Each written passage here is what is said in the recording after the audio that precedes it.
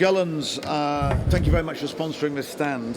1910, none of us will remember that, of course, but when Mancunian Frederick Gulland, he became the Maidstone Gas Company, the secretary, so he moved from Manchester to Maidstone. Son Douglas was articled to local solicitors Ellis and Ellis, and after returning from the Second World War, he took over the business with brother John, and Gulland were established in 1949. I think I've got about right there, Andrew. But now it's known as Gullands as well. Maidstone still, although we've got a little office in Gravesend as well. But Cobham is where our speaker is based. Trained he was at Cambridge Uni and specialises obviously in health and safety at work.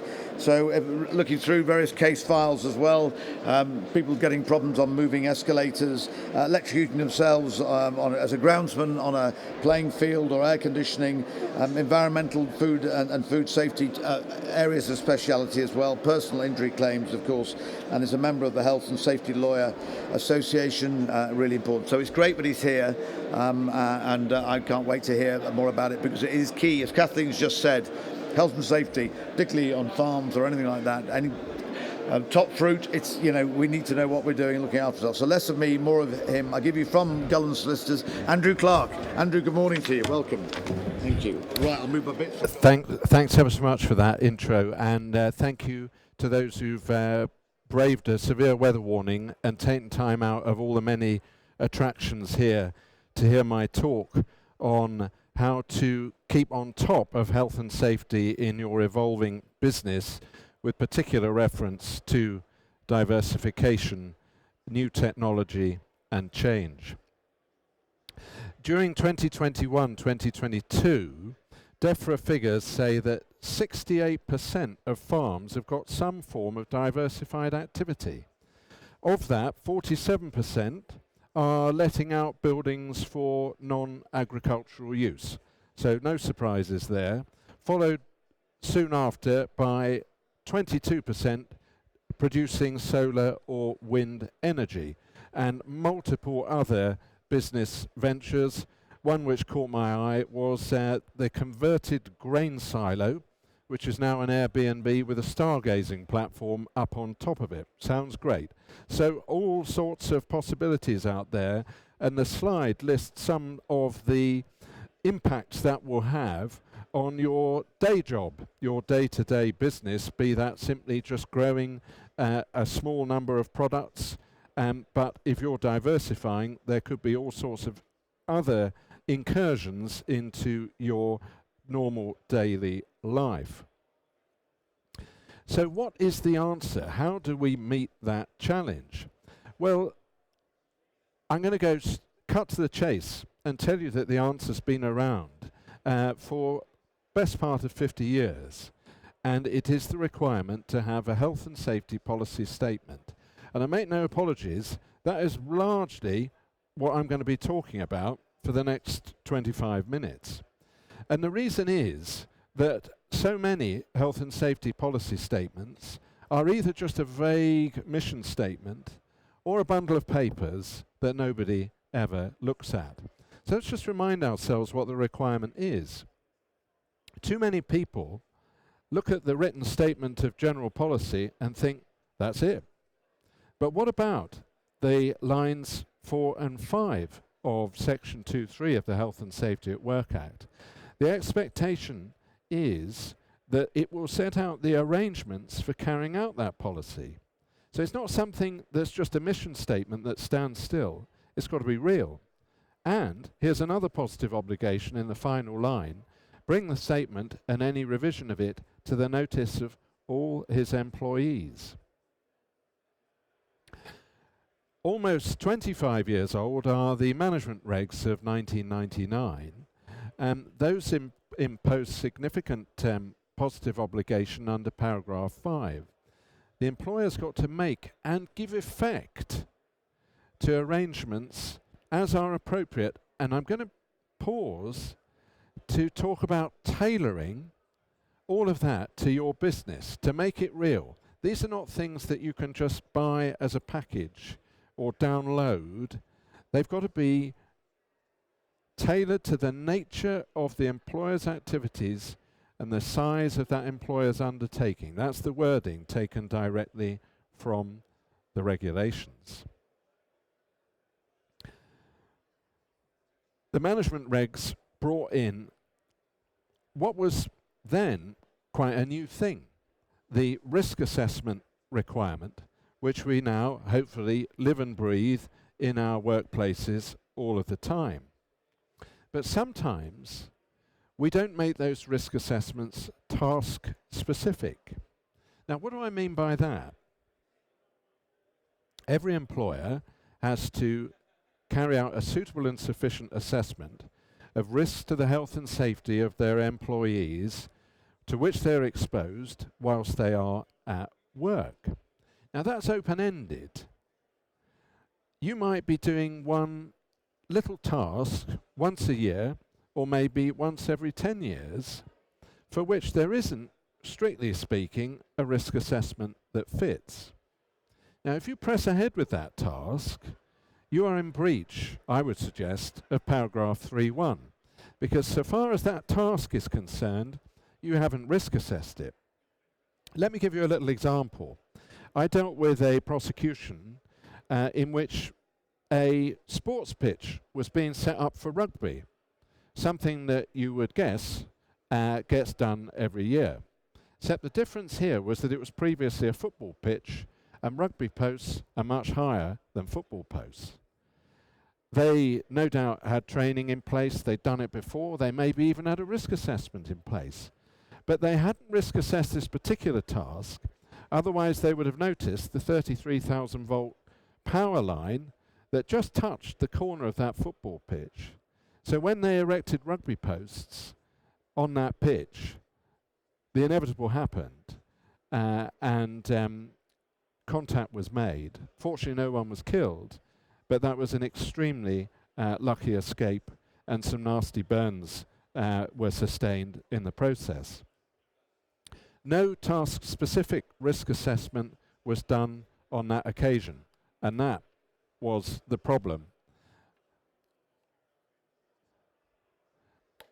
Let me just pause for those who want to know more, so to speak, just to give a shout out for paragraph 4 and schedule 1 of the management regulations. Paragraph 4 says that whatever protective and preventative measures you bring in, whatever those might be they training or processes or a risk assessment, you have to have regard to schedule 1. And that gives you a whole list of principles of prevention. Now, I'm just going to mention one which is particularly relevant to this talk. You'll remember some of the examples of diversification, new technology being an obvious one. Principle E is adapting to technical progress. So it's actually an obligation hidden away in paragraph 4 that your protective and preventative measures have got to have regard to evolving technical progress. So please just stow that one away and have a look at it afterwards. So how do we bring our moribund files or our piece of paper health and safety policy to life? Well, here is not what to do. And this is taken from an interview given by a senior HSE inspector, Director of Field Operations for London. Thrusting a ream of risk documents at an enforcement officer is no way to assure them that you're discharging your duty of care. And this is the memorable bit. What we want to see is a scruffy piece of paper with coffee stains and fingerprints all over that's been used on the ground. The alternative, a pile of neat paperwork left in an office drawer, won't save anyone. Now, just bringing that up to date, the health and safety policy might not even be on a piece of paper. It might be on a server or a laptop somewhere. So you've got to ask yourself, is that ever coming to anybody's attention? Is it being enacted on the ground? And plenty of information about what a good health and safety policy should look like if you look at the HSE's website. And here's an important snippet from health and safety basics for your business, which is entry-level guidance on creating a health and safety policy, it should clearly say who does what, when, and how.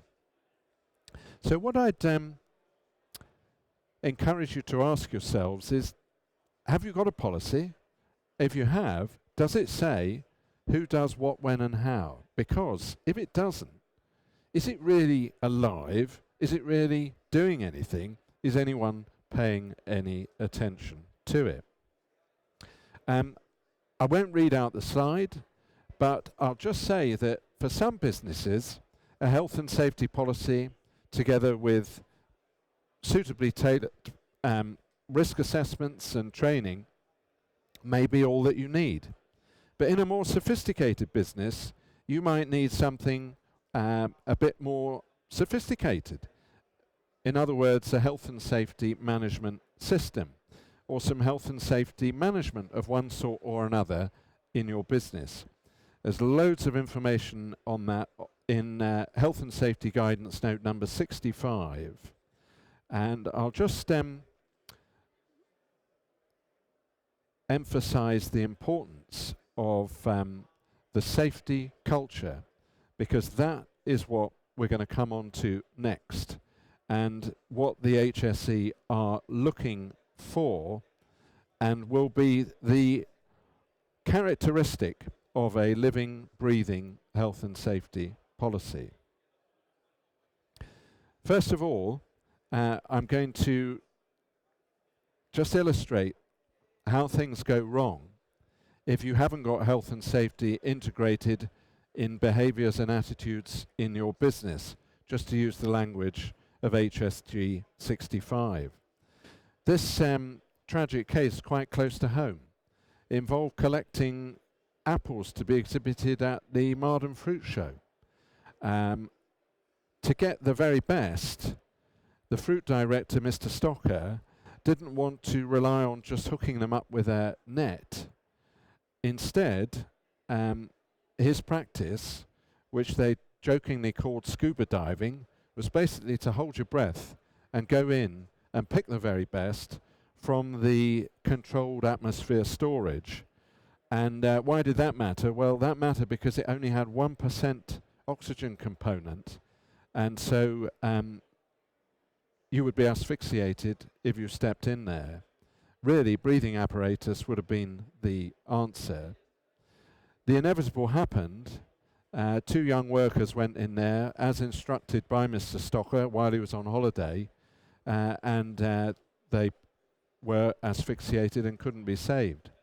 He was prosecuted for gross negligence, manslaughter, and sentenced to 2.5 years in jail. Company as well fined £75,000. A judge's remarks are quite telling.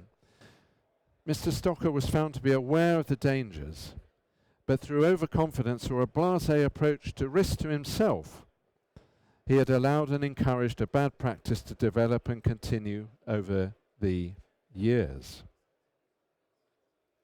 Now, the question I pose is, if that company had followed HSG 65, or if they'd read that quote from the HSE inspector, if they'd made an effort to actually bring their health and safety policy to the attention of their staff and their directors and managers, like Mr. Stocker himself, would that incident have happened? And I'd submit to you, with luck, no, it wouldn't, because people wouldn't think to issue an instruction like that.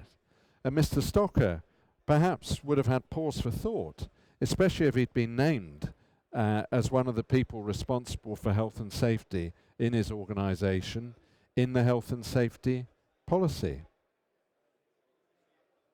That's the top end of the policy, making sure your directors fall into line. But the bottom end, will your staff feel empowered to question an instruction like that?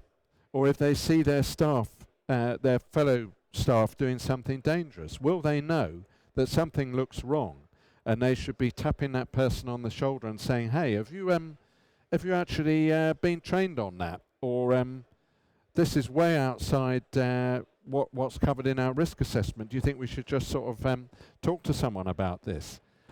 Hopefully, just those taps on the shoulder as a result of some effort being put into activating your health and safety policy could prevent a fatality like the one in Blackmore Estate. JMW Farms was one of the very first corporate manslaughter prosecutions.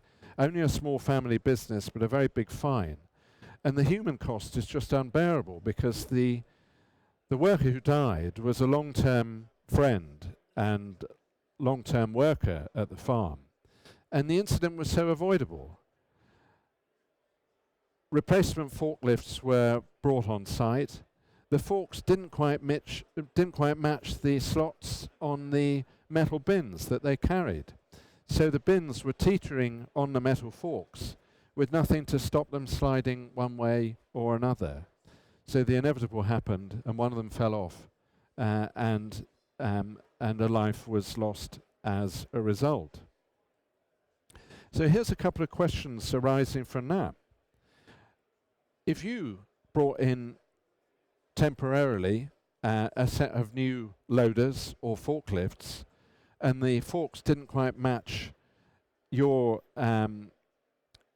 pallets or bins, what would then happen? Would it trigger questions being asked? Would it trigger a risk assessment of the new equipment that's brought onto your farm? I'd suggest clearly it needs to, and clearly that wouldn't be too difficult to achieve. Question is there a common thread to these sorts of cases, and what can we learn from them? So let's move on to that. The answer is quite straightforward, and it takes us back to the topic of this talk. It's something slightly out of the ordinary happening. Diversification, by definition, is something unusual, something out of the ordinary happening. It could be you get some guys on to do some construction or groundworks on your site. So there are new people and new processes, new vehicles moving around. Could be the general public suddenly being present on your farm where they haven't been before. The danger is that if you haven't got that health and safety culture in your organization, if people haven't heard of your health and safety policy or ever seen a risk assessment, two things might happen. There'll be a blind spot, or people will just make it up as they go along. They'll devise a way of working that may not be safe. So, my prescription is that health and safety culture, with a living, looked at and regularly reviewed health and safety policy, and that is what will dictate what happens where there's a changed risk, whatever that might be. And the necessary preventative and protective measures, whatever those might be, should flow naturally from there. Be that training, risk assessment, new PPE, could be any of those things. So how do we get there? Well, I owe some thanks to a health and safety consultant who I spoke to, who's out there in the field, seeing what's going wrong and what people are lacking in their rural businesses and farms. What we see, as I said earlier, is a superficial health and safety policy that's just a mission statement and doesn't really mean anything in practice. Or at the other end of the spectrum, we see reams and reams of paper that's too generic, there's too much of it, and how is anyone going to really engage with it? Because it is not, to use the language of the management regulations, appropriate, having regard to the nature of the activities in that business. And this is an old chestnut. the best ideas come from the coal face. They don't come from the boardroom. And that's what I'm going to turn to now with a few nuggets from a Institute of Risk Management talk I went to in London earlier this year. And these have come from risk managers from the likes of Heathrow Airport, Amazon and Sainsbury's. So they're top level comments. And one of them I've already said, engagement. You've got to somehow connect the suits, those in the boardroom, with the workers, the boots on the ground. As they put it, there's got to be some form of feedback loop to connect the board with the coal face. Now, how do you do that? Because the people at the coal face, so to speak, they're doing the hardest and most work for the least amount of money. In what way can you reach out to them credibly? That's quite a big ask.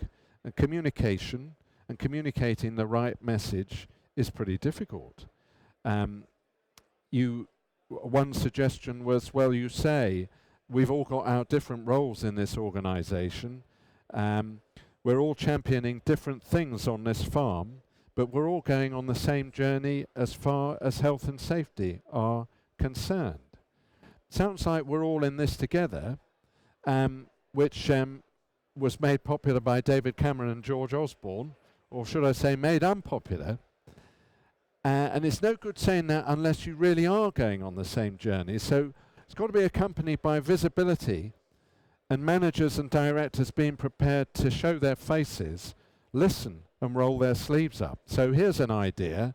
Let's have the financial director or chief financial officer chairing the health and safety committee meetings. How are you going to listen? Well, a couple of obvious answers are what I've just said, having a health and safety committee meeting. But if you haven't quite got enough to talk about to have one of those every month, at the very least, let's have health and safety as a compulsory agenda item at your weekly or monthly team meetings, so that people think, right, this is my opportunity to bring something up. Because, as it says on the slide, people have got to feel confident that they can speak up. They've got to have the opportunity to speak up. So if it's there as an agenda item, that is their cue to bring up what's bothering them and what's been bothering them that week. That's only half of it. Then, as an employer, you've got to show that those concerns are being acted upon. Now, what's the point of all of that? Well, it's going to enhance safety as sure as night follows day if you're creating a culture of lessons learned. And it's also going to result in people who feel that they're working with you as an employer, not just for you. And you will, just by those sorts of measures, be well on the way to having a health and safety culture. So that's engaging with your workforce. Sometimes an equally big problem is engaging with your long in the tooth proprietors, directors and managers who may have done things in a particular way for a very long period of time, or who may see health and safety as just another massive overhead that they could rather do without. So the tips from the top, from risk managers and from a lady who's the IOSH chairman, is that you've got to talk to these people in their language about profit, productivity and increased capacity. Show them the numbers. That's coming, by the way, from a past president of IOSH, the Institute of Occupational Safety and Health. And coming from one of the risk managers who I listened to, they say, well, a good starting point is to have a really serious look at the status quo, about what you've got at the moment, whether it's good enough, and what is it costing the business. So if you've got a few niggling problems, like quite a lot of downtime due to equipment being damaged, or minor injuries, people being off because they got bad backs, or because they're off, you don't know why they're off, but you've got absenteeism. Or maybe, worse still, you've got claims coming in from people or interest from the HSE, or your insurers are getting funny and your employer liability premium is going up each year. Has someone sat down and costed all that out? Because if they do, you can go into your boardroom and say, well, this is actually what the status quo is costing you year on, year out, and it's not getting any better.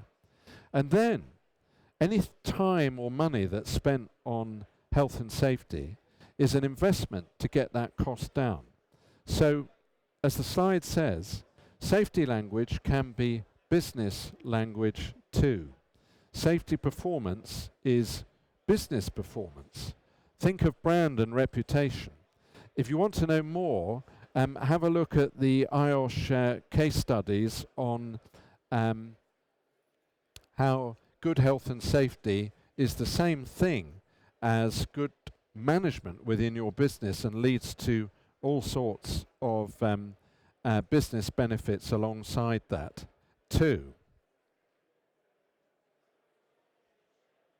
Final thought at the end of that slide is surely it's got to make sense to manage your company's exposure to financial and reputational risk.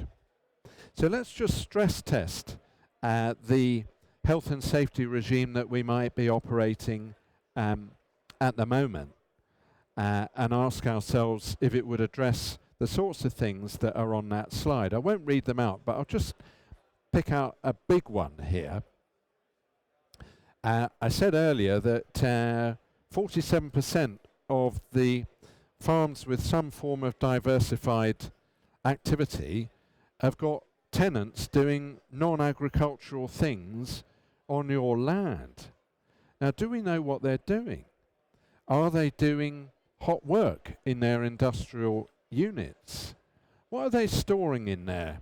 I saw a frightening video this week about lithium-ion batteries and how some people are making DIY battery storage systems, where they've kind of made it up as they've went along with things they bought off eBay. Now, if they've got any of that in their units, then you need to know about that, because what's the effect it could have if you've got welding going on in one of those units? And ask yourself too, are your various commercial activities and ventures, obviously, are they covered by your current insurances? So there's some big ones there. First aid. Is the message getting through to those who don't have English as a first language or don't speak English at all? I'll just tell you a story about a wedding I went to, which was at an events venue, and they'd left a ladder lying around, and it was in a fortified building. So what did all the wedding guests do halfway through the evening? They went up the wooden ladder to look at the view from the battlements with glasses of wine in their hands. So this is the sort of thing that can go wrong once the general public are let loose on your farm for the first time, and why you've got to have some serious pre-planning and control measures, and what this talk is essentially all about. Having that safety net of a culture in which questions are raised before that sort of thing happens. As I put it here, to stop new risks and activities going unaddressed. To stay on top of your evolving business, what I'd urge you to do today is to go back and consider invigorating your health and safety policy and make sure it's fit for purpose to cover new things that might be happening in and around your business. And I've gone on a bit, please forgive me, about how it's got to be relevant to your business, because that is actually what the management of health and safety at work regs actually demand of us. And just a few takeaways here. There's a couple of serious, if I can use the language of carrots and sticks, a couple of serious sticks here. we're operating in a high-risk sector, and it's an HSE enforcement priority, as it should be. In 2022-23, the HSE business plan provided for 660 proactive inspections across agriculture, and that's only right when we consider that there were 21 farm fatalities during this period, let alone injuries. So it's got to make sense to make sure that we're doing our best to have a health and safety culture across our businesses. I'm going to suggest that in its own right, it's got to make sense to reduce your exposure to the possibility of fines, the bother and cost of a personal injury claim, not to mention being on the front page of the local paper or coming to the attention of your suppliers due to an accident, or worse still, a fatality on your site. So those are the sticks. But can I end on a more positive note, which is to think seriously about the cost of a health and safety culture that's not working, and what benefits you could bring to your business if you could just get your health and safety culture right and get your health and safety policy living and breathing, to use the language of that HSE inspector who I quoted earlier. I'd just like to leave you with something that you can go away and look up afterwards. I'll just tell you what it is, and we can have a show of hands if you want me to read the whole thing out. It's called the miracle question, and it's to bring home the benefits of getting your health and safety culture right.